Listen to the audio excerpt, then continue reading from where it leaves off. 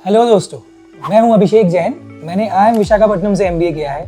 आप में से कुछ लोग इस बात को जानते होंगे। मैंने अपने MBA कॉलेज के प्रिपरेशन, MBA कॉलेज में एडमिशन का प्रिपरेशन कॉलेज के सेकेंड ईयर के बाद स्टार्ट कर दिया था। तब मुझे काफ़ी लोग काफ़ी चीज़ें बोलते थे, काफ़ी चीज़ें जो मिथ्स हैं, जो कि सही नहीं है, बस रूमर्स हैं, वो बोलते थे और मैं सुन के डर जाता था। जैसे कि तब मैं फ्रेशर था, जब मैं MBA के एग्ज़ाम्स की प्रिपरेशन कर रहा था, कॉलेज में ही था, तो लोग बोलते थे यार फ्रेशर को टॉप कॉलेज मिलना मुश्किल है। हालांकि मैं आपको बताऊं कि मैंने अपने पहला एडमिशन एक टॉप कॉलेज में तब हुआ जब मैं फ्रेशर ही था।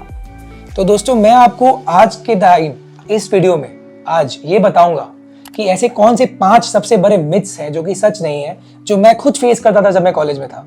और आपको अगर कोई वो बात आके बोलता है तो आपको घबराना नहीं चाहिए। दोस्तों, सबसे पहला मिथ ये है कि लोग कहते हैं, जो मैंने अभी आपको बताया, कि फ्रेशर हो तो टॉप कॉलेज नहीं मिलेगा। यार, फ्रेशर हो तो टॉप कॉलेज नहीं मिलेगा, बहुत ही जेनेरिक स्टेटमेंट है।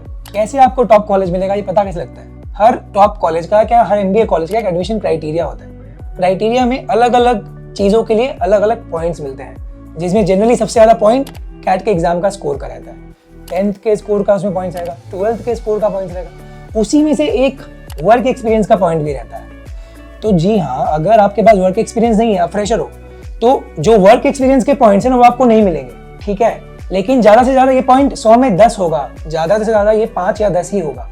तो अगर आपने 10th में अच्छा स्कोर लाया है, 12th में अच्छा स्कोर लाया है, कॉलेज में अच्छा स्कोर लाया है, कैट में थोड़ा ज़्यादा स्कोर ले आया है, तो वो मेकअप हो जाएगा दोस्तों। तो आपको वर्क एक्स का स्कोर चाहिए ही नहीं।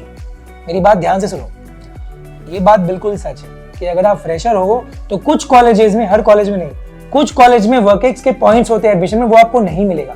लेकिन भैया, जो वर्क एक्स वाला है उसको तो 10th में क्या पता कम आया हो, 12th में क्या पता कम आया हो, कॉलेज में क्या पता कम आया हो, कैट में क्या पता आपसे कम आया हो। अगर आप फ्रेशर हो तो कहीं पे आप ज्यादा ला रहे हो तो मेकअप हो जाएगा दोस्तों।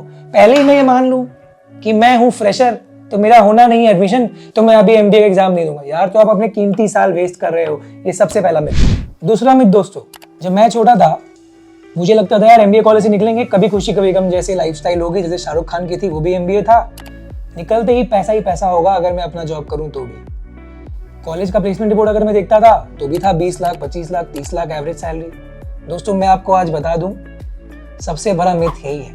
कोई भी आप MBA कॉलेज से निकलते हो, इंडिया के टॉप MBA कॉलेज से, शुरू में आपको 30 लाख का, 2 लाख मान के चलो, 2.5 लाख महीना मान के चलो, नहीं मिलता है। इन हैंड सैलरी जो आपके अकाउंट में आती है, वो CTC को 12 से आप डिवाइड नहीं कर सकते। CTC में बहुत तरह के कंपोनेंट्स होते हैं। फिक्स सैलरी होता है, वेरिएबल होता है, बोनस होता है। कई बार CTC के जो प्लेसमेंट रिपोर्ट्स है कॉलेजेस के, वो इन्फ्लेटेड भी होते हैं, कभी कभी होते हैं। तो दोस्तों, आप ये मान के चलो, आप खुद सोचो ना, समझ लो आपकी बहुत बड़ी कंपनी है, समझ लीजिए आपकी बहुत बड़ी कंपनी है, आप रिलायंस के मालिक हो, समझ लीजिए, एक दिन के लिए मान लीजिए अपनी इमेजिनरी दुनिया में। अब अगर आपको MBA हायर करना है, आप उसे 40 लाख क्यों दोगे? आप सपने में भी नहीं दोगे, क्योंकि वो तो पढ़ के आया है ना, काम तो उसे भी आप सिखाओगे।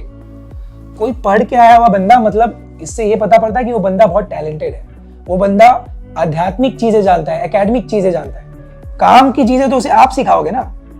तो जब सीख लेगा तो आप उसे 30-40 लाख दे दो। शुरू में ही देना तो बहुत फिजिबल नहीं है, प्रैक्टिकल नहीं है। तो स्टार्टिंग में आप टॉप कॉलेज से भी निकलो तो भी 1 लाख से 1.5 लाख मिल रहा है, बहुत है, महीना का इतना ही मिलता है, ये आपको मान के चलना होगा। कहीं पे भी किसी से सुन के या प्लेसमेंट रिपोर्ट पे सीधा विश्वास करके कि मुझे 2-2.5 लाख महीना मिलेगा, निकलते ही 2-3 साल में 10 लाख महीना मिलेगा, इतना होता नहीं है भाई। पैसे कमाना बहुत मुश्किल काम है। ये सब चीज़ें सच नहीं है, ये मिथ जानिए। Third myth my dear friends, profiles. काम कैसा रहेगा? अगेन मैं आपको पिक्चर के एग्जाम्पल देके बताता हूँ। ऋतिक रोशन जिंदगी ना मिलेगी दोबारा में, एक इन्वेस्टमेंट बैंकर रहता है, सूट पहनता है, कई सारे डील्स करता है, ऐसे डील्स करता है जिससे करोड़ों रुपए आते हैं, 40 साल में रिटायर करने वाला होता है, बीवी से झगड़ा हो जाता है, गर्लफ्रेंड से झगड़ा हो जाता है, इतना काम रहता है। अगर हर कोई ये मान ले कि हर किसी को यही जॉब मिलेगा MBA के बाद, अगेन सच नहीं है। MBA के बाद तरह तरह के जॉब्स मिलते हैं, 5-6 तो स्पेशलाइजेशंस होते हैं, फाइनेंस, मार्केटिंग, HR, उसमें भी तरह तरह के जॉब्स मिलते हैं। फाइनेंस करके भी आपको इन्वेस्टमेंट बैंकिंग मिले, जो जिंदगी ना मिलेगी दोबारा में ऋतिक रोशन का प्रोफाइल था, जरूरी नहीं है। फाइनेंस में एक इन्वेस्टमेंट बैंकिंग प्रोफाइल होता है, तो एक एनालिस्ट का प्रोफाइल होता है, एक रिसर्च का प्रोफाइल होता है, तरह तरह के प्रोफाइल्स होते हैं। और जो टॉप प्रोफाइल्स है, जो बहुत बढ़िया प्रोफाइल्स है, समझ लीजिए वही ऋतिक वाला प्रोफाइल है, वो बहुत कम होता है दोस्तों। अगर उसे सच मान भी ले तो बहुत कम होता है। पूरे इंडिया में 100 इन्वेस्टमेंट बैंकिंग जॉब्स भी बहुत मुश्किल से बनती है साल का। तो अगर आप एक रोल को देख के, वही रोल के लिए एमबीए करना चाहो, जॉब प्रोफाइल आप सोचो निकलती ही आपको जबरदस्त मिल जाएगा, नहीं। मैं कहता हूँ कि इन्वेस्टमेंट बैंकिंग भी आपको कर रहे हो तो भी इनिशियली आपको पीपीटी बनाना पड़ेगा।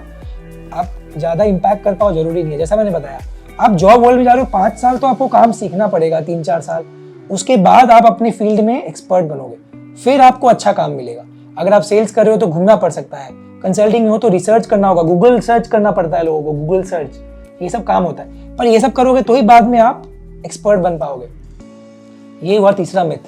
अगर आप ये सोच रहे हो कि एमबीए करते ही आप सूट पहनोगे, समुंदर के पास आपका ऑफिस होगा, उसमें अकेले बैठोगे, ये मिथ, ये सच नहीं। चौथा और बहुत इंपॉर्टेंट, प्लेसमेंट रिपोर्ट्स। जब आपका एमबीए कॉलेजेस में एडमिशन हो जाएगा ना, 2-3 कॉलेज में अगर आपका एडमिशन हो गया, तो जो प्लेसमेंट रिपोर्ट है आप उसको सीधा सच नहीं मान सकते। बहुत कॉलेजेस का प्लेसमेंट रिपोर्ट इन्फ्लेटेड होता है, मतलब कि झूठ कह सकते हैं। अगर वो 16 लाख एवरेज लिख रहा है तो क्या पता एवरेज 12-13 ही हो।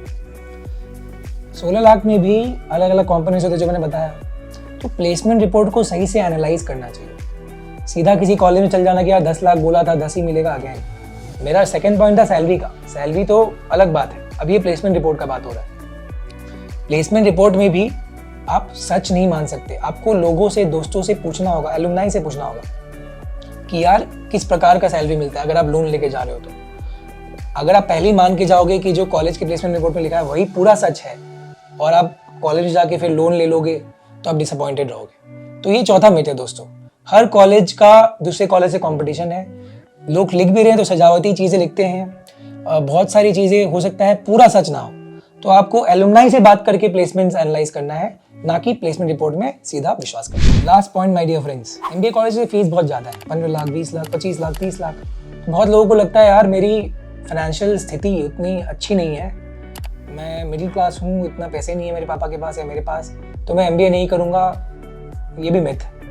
लोन लेके 80-90% लोग एमबीए करते हैं और लोन इजीली मिल जाता है। अगर आपका टॉप एमबीए कॉलेज में एडमिशन हो गया है तो बैंक वाले आपके सामने खड़े रहेंगे कि यार लोन ले लो। तो लोन लेना बहुत आसान होता है, बिना कोलैटरल के लोन मिल जाता है। मतलब कि आपको कुछ लगाना नहीं है, घर शो नहीं करना है, तो भी आपका टॉप कॉलेज हो रहा है, आपको लोन मिल जाएगा। आपका टॉप कॉलेज में एडमिशन हो रहा है, आपको लोन मिल जाएगा। आपको लोन की चिंता नहीं करनी है। कोई अगर आपको ये बोल रहा है कि भाई एमबीए में नंबर से क्या होगा, 25 लाख रुपए कहाँ से लाओगे, तो उसको बोलो ही मत, अपने मन में रखो कि लोन इजीली मिल जाता है। ये थे 5 मिथ्स माय डियर फ्रेंड्स। अगर आपको एमबीए करना है तो करो, राइट रीजंस के लिए करो, लर्निंग के लिए करो, एमबीए के पैशन के लिए करो, ताकि अगर आपको कोई 5 मिथ बोले तो बोलो भैया ओके, थैंक यू।